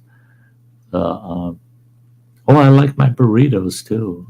I mean, there's very little out there in the world this old boy wouldn't enjoy to eat. I love food. I love food. Yeah. And A&W root beer float in the traditional big A&W mug. When I was a teenager, my girlfriends in the day used to freak out about it all the time. They said, you're going to get arrested someday. I said, no, they aren't. I go to A&W and I'd order large root beer in a big mug, burger and fries and whatever. When the gal come out, get the tray. And it was funny because they never said a word. Those trays never had mugs on them when they come get them. They had mugs on them when they brought them out. They never had mugs. The trunk of my 63 Thunderbird. Now, I've shown you folks this before, but this car that trunk was almost as big as the hood on that damn car. That trunk was huge. That trunk was almost a third full of every size A&W mug they made because I kept them all. I'd take little kids. This is terrible. It might not even sound right, but it was all innocent. But I'd take little kids from the neighborhood to the A&W, and I'd treat them, get them chili dogs, burgers, whatever they wanted, and all these baby root beers, right? Well, when we're all done, everything's going out on the tray, except those baby root beer mugs. I'm shoving them under my seat, and after I drop the kids back off at home, I'd throw those in the trunk. I had so damn many of those. Oh my God, it was ridiculous. I'm tempted to run to the store and get some ice cream and root beer. Yeah, Rain Dancer, isn't it? I'm sitting there thinking the same thing. Oh, some maple syrup on your ice cream? Yes, you betcha. That's good. Yeah, yeah, yeah, yeah. Yes. Lori's saying, Sty, go and enjoy. I think I'll squeeze that in the weekend. Running Waters comes home Tuesday or Wednesday this week, and he'll leave Tuesday or Wednesday of the following week. When he heads out of town, then I'll run over there. And I don't want to take him with because I can't eat quickly. I don't want him to have to sit there and wait. Well, it takes me 45 minutes to an hour just to eat at A&W.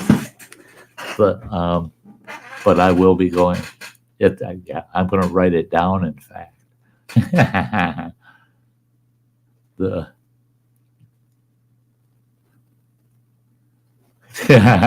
Najruki. You sound like my husband. He always comes back with a mug or knife. I hate to admit it.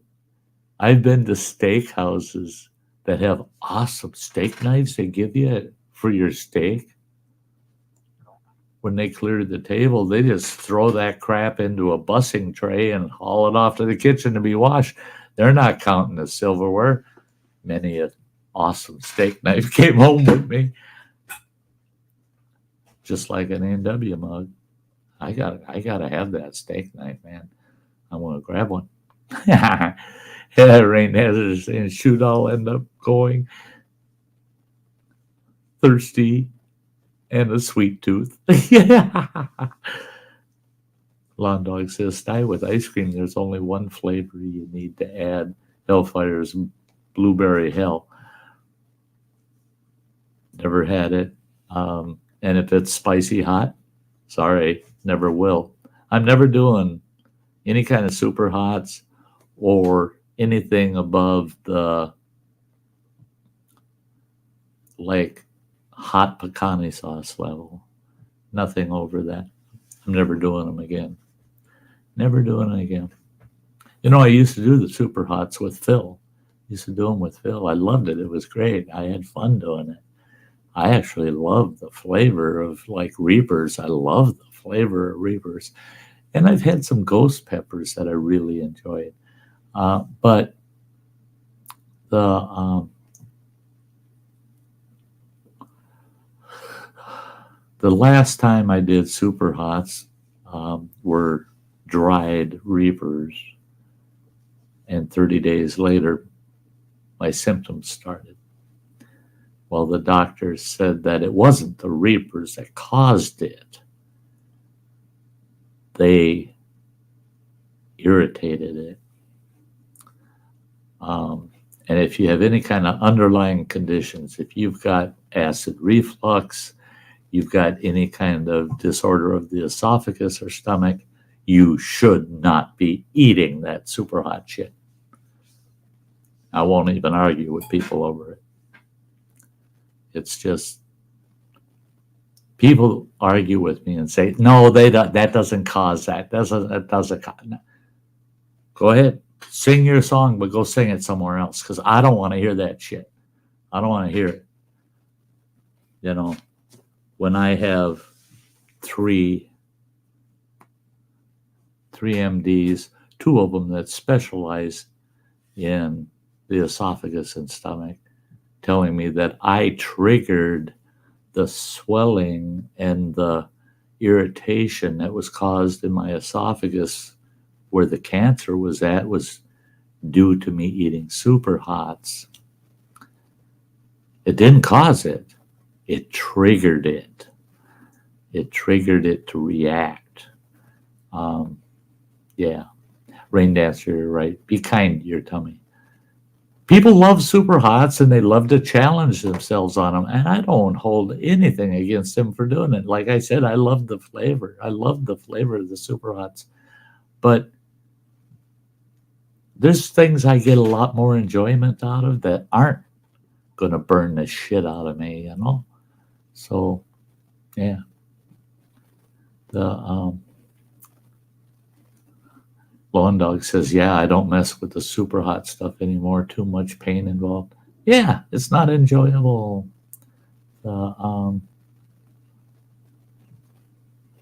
Justin loses it if he eats it. Yeah. See, and that's one thing. I got a disorder just like Phil does. Once it's in my stomach, I can't regurgitate it. I can't get it up. I can't get it to come out. So I had to live through the afterburn. I couldn't get rid of it. So my stomach had to take the hit, because I can't throw it up. The Lawn Dog says that A&W restaurants are almost non-existent anymore in California. I've got two here. The one that's about a half hour away, and then I got another one that's about 45 minutes from me to the south. Got two that close. And then if I went an hour north, there's another one. So we still have them around our area. The one to the south of me, though, is dine-in and carry-out only. They don't have it's not the old-fashioned drive-in. The one west of me that's only a half hour away is the old-fashioned drive-in, man. Big, long roof and all the car parks and this menu board with the speaker. Bring your tray out,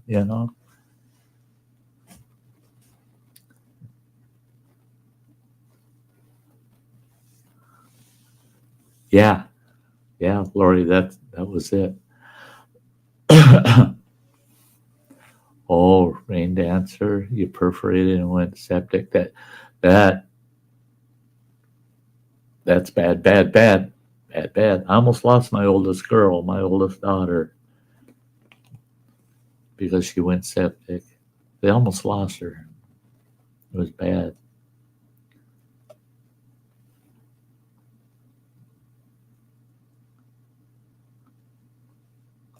Yeah, Drew Quee, that's what was going on. I was triggering that cancer. Irritating it is what I was doing, and not aware. I didn't know I had cancer, I wasn't aware of that. And I hadn't done any super hots for a month. And then the symptoms started.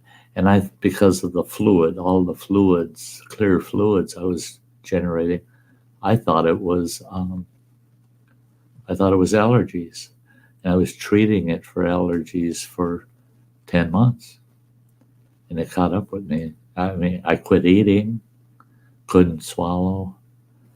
And I asked my doctors, if I would have come to you in June of last year when the symptoms really started becoming irritating, where they were really interfering with me being able to eat what I want, what would it taken for you to correct things versus today? And they both shook their heads and they go, nothing would have been different. You would have gotten the same treatment you're getting today, and you would have gone through the same surgery.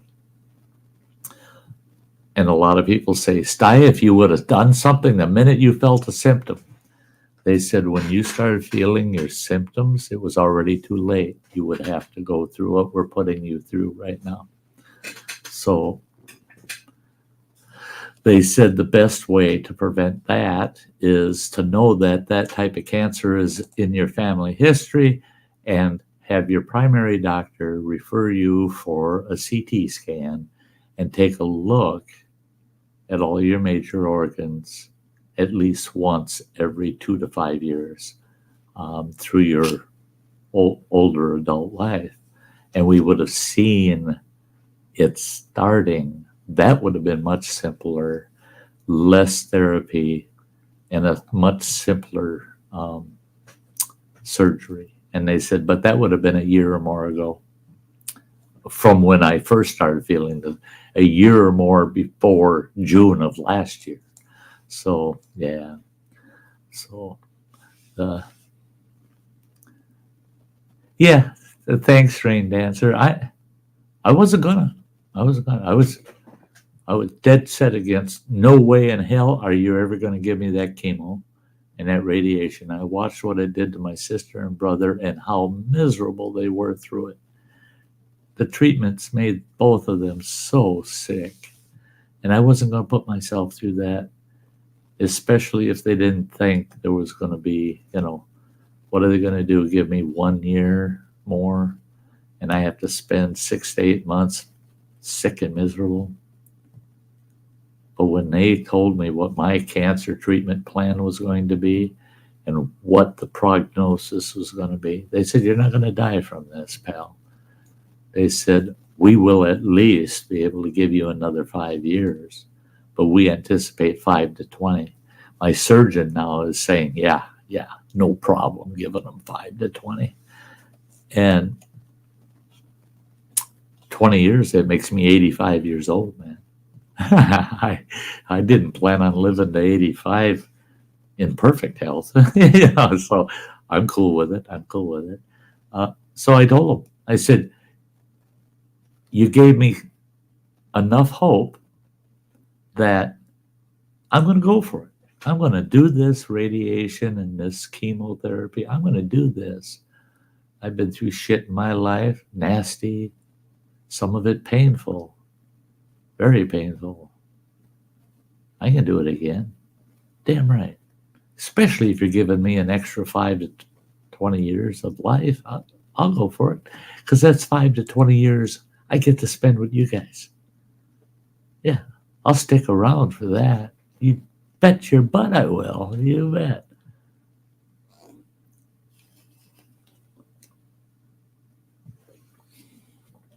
Oh, Lori. Yeah, she's been septic so many times. And she was lucky she came back this time. Oh, I think about you quite a bit, Lori. You got a lot of issues, and life for you, you have acclimated to your conditions, and you don't really complain. You just inform us of where you're at, and I'm proud of you. You're tough. You're tough to be going through this. Rain dancer, we all love you so much. Come on, girl, get on. The Lawn Dog saying, Sty, did I tell you that I'm making dinner in cast iron pans and a cast iron flat plate for the tortillas? I love my cast iron stuff. No kidding. I found 2 pans out on my porch today in a special bin that I got out there of certain items. I found 2 pans that e-waste Mike sent to me last year. Here we go. That's something this fall I'm going to wait till it cools off this fall with the cast iron I don't use that needs to be seasoned. I'll get it all cleaned up, ready to go, but I won't season it till this fall when it cools off temperature. I can pop a window open on this end of the house, pop the kitchen window open with a big fan in it, and I can season all my cast iron in the oven then. And then the heat that's going to be produced doing that helps keep the house warm in the fall of the year. So, yeah. They had to resection small intestine. Yeah, ain't that a bummer, man? See, and that's the thing. When they do my surgery, they're removing a good chunk of esophagus, and anywhere from 25 to 30% of the top of my stomach, and then reattaching. And that's why I have to go 6 to 8 weeks before I can actually swallow food. I'll be feeding myself through a feeding tube, because they don't want anything other than small amounts of clear water going down through my esophagus past that surgical area. They don't want anything to irritate that area at all while it heals. And that's one thing, is part of my tube feeding is that they'll be controlling the acid in my stomach all the time because they don't want any acid or anything getting near that surgical area. It's going to be quite a large area that they've basically remodeled, Lawn dog saying, sometimes to season my pans, I use my barbecue and avocado oil. Smoke point to that, it's like 500 degrees. Just get it to start smoking. There you go. Yeah, you can season those pans in a household oven if you got a lot of ventilation, or you can use a barbecue. You can use a fire pit. I've even used a smoker that I just ran real hot, not with smoke. I ran a good clean burning fuel that kept that smoker at a peak temp of right around 500 degrees, you betcha. Then let it cool down and do it again. Yeah. Rain dancer. Yeah, that whole routine is to make sure that it heals properly, and the reason they want you to drink a little bit of clear water throughout the day is not just to keep the esophagus moist and your mouth moist, it's so that it's the muscle reflex in the esophagus that moves the food down to your stomach. It doesn't just fall down there like gravity. It contracts and releases, and it pushes the food down to your stomach. If it's inactive for too long, it'll literally just quit working. And all of a sudden you're healed up and you can't swallow because your esophagus no longer knows to push that food down. So just the act of swallowing liquids, clear liquids, keeps the esophagus functional. Yeah. During the winter is kind of when you want to use the oven, as you say, dual purpose. It helps to heat the house. You betcha. Justin says, night all. Take care. Love you, Justin. Thanks for being here, buddy. Yeah, it's getting to that time. We're going to be shutting the stream down in a couple minutes. Yeah, rain dancer, don't use those medical terms. I get Sty's just a moron when it comes to medical terms. My doctor's blah, blah, blah, blah, blah. And I go, okay. I don't know what the hell you just said. I can't even recognize what you just said, let alone pronounce it myself. And don't ask me to spell it. So they've learned. They're layman's terms, They've gotten really good at the layman's terms. Lone Dog says, but during the summertime, like right now,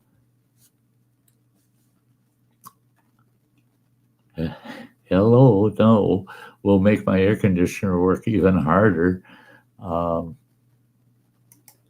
Even though I have a new 4-ton air conditioner and solar.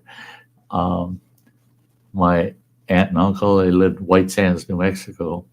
He was a chief warrant officer for the Army. He was a nuclear physicist, and he worked with all of the nuclear defense systems. And they lived down in White Sands, New Mexico for several years. He was all over the world, wherever they got nuclear missiles. But when they lived down there, I'd go visit them. And I was amazed. They were up visiting us one day. And I was complaining about the heating bill. And he says, how much does it cost you for a full winter up here and heating? And we talked about it, and I told him. His wife looked at him and just shook her head, and she said, we pay about $400 more each summer than you pay for a winter's worth of heat in electricity to run our air conditioning system. They said it's a trade-off. you live down where we're at, it's going to cost you to keep that house nice and cool. Live where you're at, it's going to cost you to keep that house nice and cozy and warm. Mm-hmm.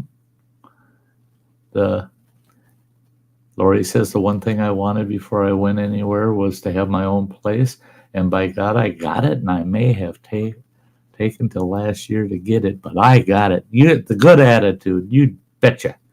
You betcha. Yeah, the fact that the esophagus forgets to function. Yeah.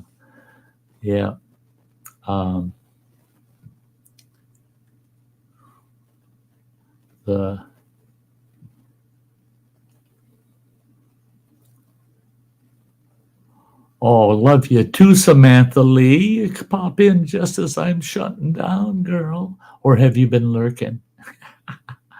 Love you, girl. Love you. God, so much. Yeah. Wave-like motion. That's the way they described it to me. They said it's like waves that moves the food down through your esophagus. And my problem is because of the growth around the base of my esophagus at the stomach has restricted the esophagus. It moves the food down to it, and then it's got to push that food through that small opening. That's why when I regurgitate, it's not food. Because if it got into my stomach, it ain't coming back. It's only the fluids that build up in the esophagus that'll come out. So it's weird. It's weird. Yeah.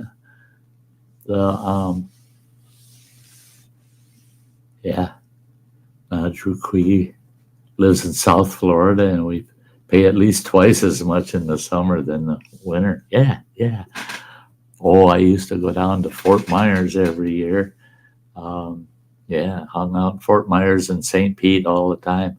I used to go down to St. Pete about 4 or 5 times a year because I worked with the owner and the management team for the dog track there in St. Petersburg. Loved it. I was a VIP at the dog track. I had my own VIP booth. They come in, bring me my dinner, my drinks, and all of the floor jockeys would come in to get my bets on the dogs. They treated me quite well at St. Pete. But it was, summers down there were killing me.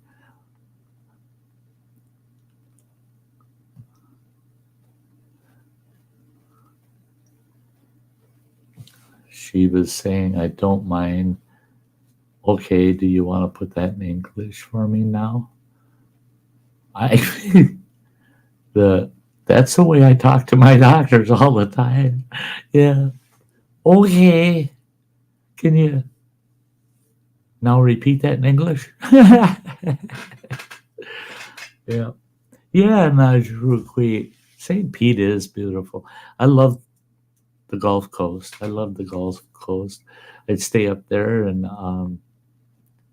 Fort Myers, and a buddy of mine lived he lived on Flamingo Bay, just on the edge of Fort Myers there, and he had an awesome channel that came through where the development he lived in, and he had a big 38-foot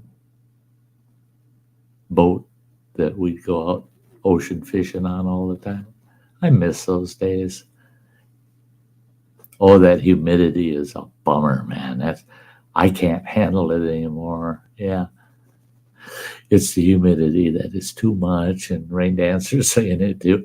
That's it. Is at a certain stage, all of a sudden that type of heat really gets to you, For a guy who worked for Del Taco 42 years ago, I sure cannot roll a burrito.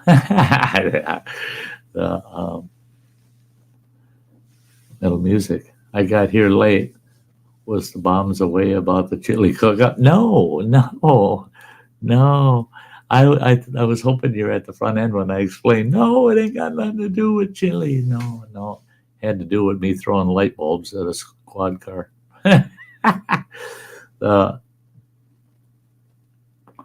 Yeah, I would not wish the humidity on anybody.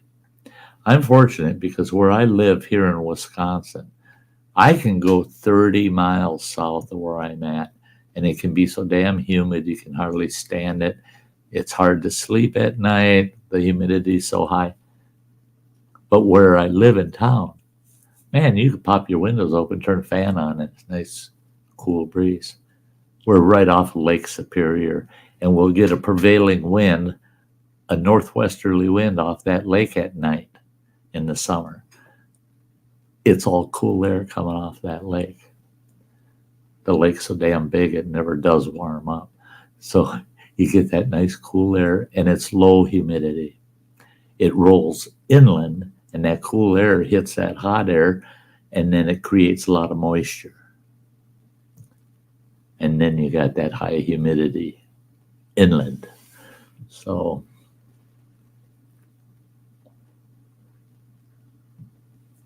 oh yeah, Vegas, dry heat. That's what I liked about New Mexico.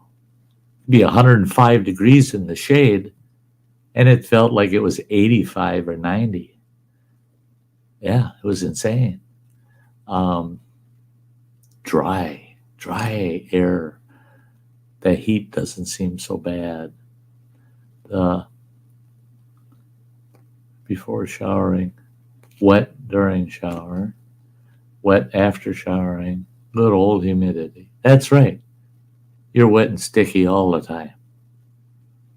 You take the shower and you don't feel sticky. You dry off, you don't feel sticky. By the time you're dressed and walking out of the bathroom, you're hot and sticky again. Just minutes. Yeah, I couldn't stand that crap. Couldn't I? Yeah, it drives me nuts. Days like that, I'm on the water, not in a boat. I'm on a floaty, and 2/3 of my body's in the water. Damn right. Metal music thinks we're talking about an old girlfriend of his. Old wet and sticky. That's terrible. That's terrible. Metal music. You are terrible. You're terrible. Hey guys, I gotta wrap it up. Like I said right at the beginning of the stream, I have to shake it out at 6 a.m. tomorrow morning. Well, no, actually 5:30. I better change my alarm clock. I gotta be up at 5:30. I gotta be out the door by 20 to 6 or 20 to 7. I gotta check in at 5 minutes to 7. And then I've got 7 hours of cancer treatment tomorrow. Cancer treatment and blood work and blah, blah, blah, blah. Yeah, lawn dog. Louisiana is a bummer, man. It's a bummer. My brother-in-law and his wife live down in Louisiana. We go down there and visit. And finally I said, I ain't never come and see you again unless it's in the middle of the winter. And that's the end of it. It's so damn humid. I couldn't handle it.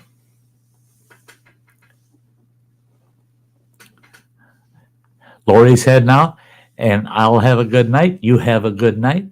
It was fun tonight.